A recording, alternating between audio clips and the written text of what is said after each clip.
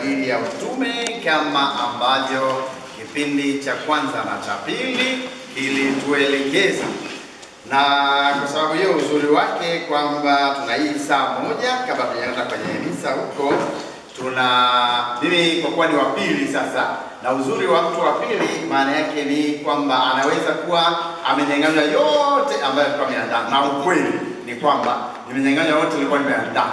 Yaani kila alipokuwa anasema hapa, sasa huyu anasema hivi, mimi nitasema nini? Nikitaka kumminya hivi aminyiki kwa sababu yuko kule mbele anione. Sasa ikawa mbaya sana, lakini kimsingi kwa kweli kama ambavyo inavyokuwa yote ameyasema. Lakini basi mimi nisikose kabisa cha kusema.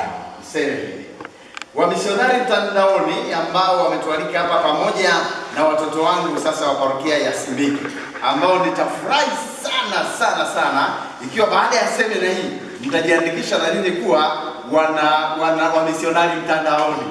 Nitafurahi kweli. Yaani kwa sababu ni jambo zuri, ni jambo la kimungu kabisa, ni jambo ambalo linatusogeza karibu zaidi na Mwenyezi Mungu. Lakini utamu wa wamisionari mtandaoni umekaa wapi?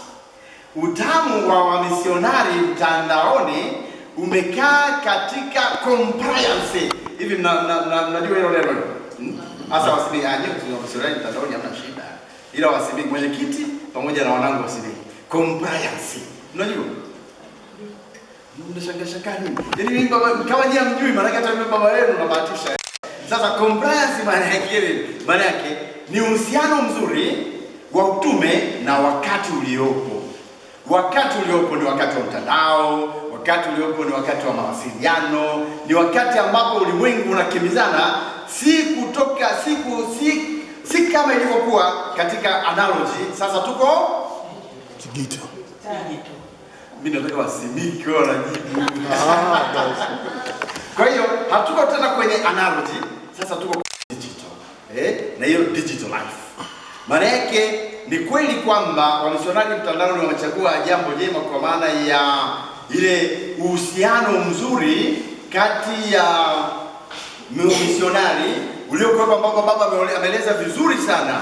Umisionari ule ambapo walikuwa wanatoka wanakwenda, na hivi kule wanapokwenda wanatengeneza kitu kipya. Yeye akasema mitere, nakumbuka alisema mitere, maana yake misio, maana yake kutoka nenda. Hiyo ndio mitere, hiyo mission, mission. Kwa hiyo sasa ile comprehension ni uumano kati ya mission yenyewe, kati ya utume wenyewe na nyakati unaendana vizuri sana. Kwa hiyo wamisionari mtandaoni ni akina nani? Wamisionari mtandaoni ni kundi la Wakatoliki linaloungana pamoja kumtangaza Kristo Yesu kwa njia ya mawasiliano ya tovuti mbalimbali, mitandao ya kijamii na teknolojia za kisasa. Kwa hiyo hawa ndio wamisionari mtandaoni. Wamisionari mtandaoni ni wale wa kundi la Wakatoliki lililojidhatiti kabisa kumtangaza Kristo. Lakini kwa namna gani?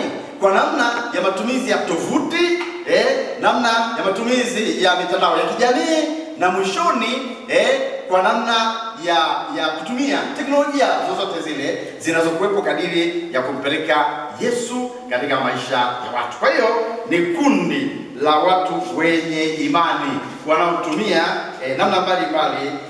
Sasa kadiri nilivyo mimi sio misionari mtandaoni, baba ni misionari mtandaoni, ila mimi natamani sana kujiunga kuwa na misionari mtandaoni.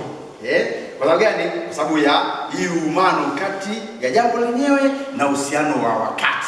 Mwenyewe natamani sana kuwa misionari mtandaoni. Wakinikubali ya Mungu. Kwa najisi kuwa potential, kwa potentiality become. Kwa najisi kuwa kwa mkinikaribisha wana mtandao misionari hapana, msikaribishe kenyeji. Nataka barua, mnipe barua. Kwa hivyo ndivyo katika kufuatilia mafundisho ya baba hapa, nimegundua kwamba lengo msingi la misionari mtandaoni limegawanyika katika sehemu kuu 3. Nimegundua. Kwa hiyo sasa kama ninyi wamisionari mtandaoni, nyinyi ndio mabingwa, mtaniambia hapa nilikosea hapa hujakosea.